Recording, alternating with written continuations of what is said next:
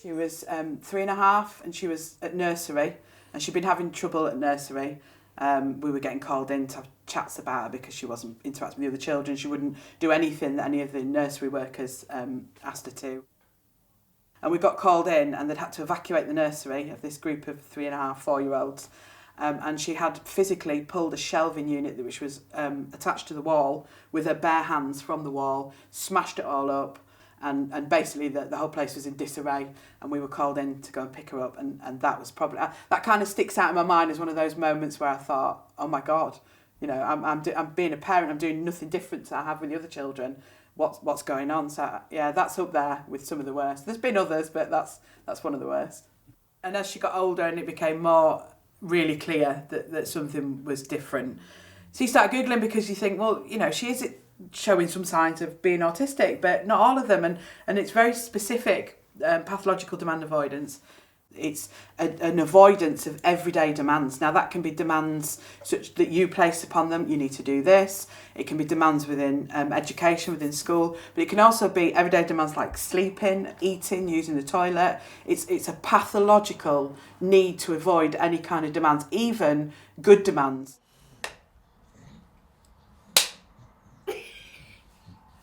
Take one, action. When Olivia goes into a meltdown, she is violent. She will bite, she will spit, she'll hiss, she'll scream, I want you to die. She screams a lot. They're not good bits. I want to take that and make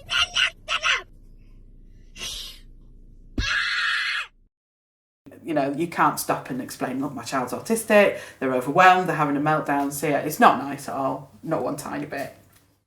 The whole judgment is horrendous. It's embarrassing, it's shameful, it makes you angry because you want to defend your child, and also you want to defend yourself because you think you're passing judgment on me and you know nothing of the situation. But it does kind of make me think that maybe in the past I might have been quite judgmental to people, because I might have seen that going off and thought, yeah, I'll get your kid under control.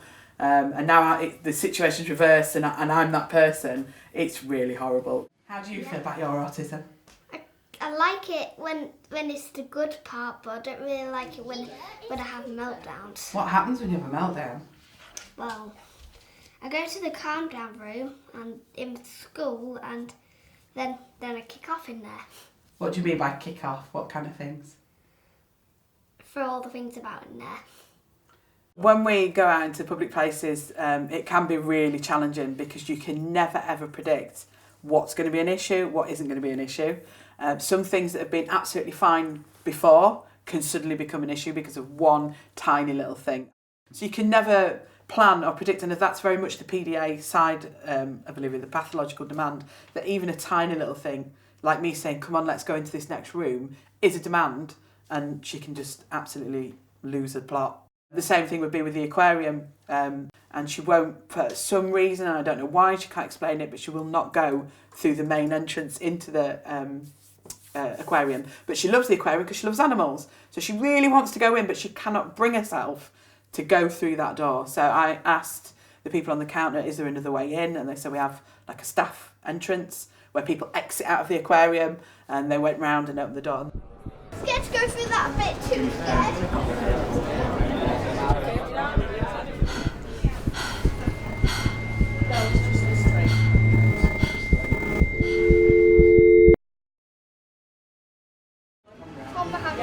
Yes, I'll hold your hand. You around here, okay? Yeah. There's a little bit of light.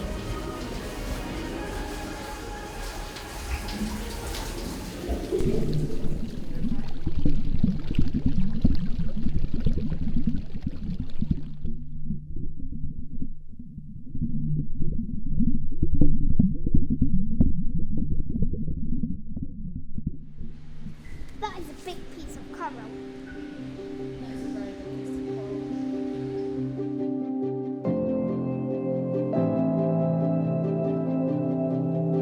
Is there anything you want to say to the world?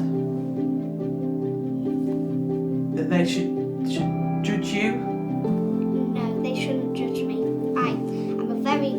I'm very nice when I'm not angry. Yeah, very nice all Yeah. the time, aren't you? You Yeah. just struggle sometimes. Yeah. What are the good things about being autistic? Well, I'm very creative. You are? What do you like creating? Lego sets. Yeah. What do you like though with your Lego? I like to build it myself. And then what do you like to do with them? Put them on the windowsill so I can look at them anytime.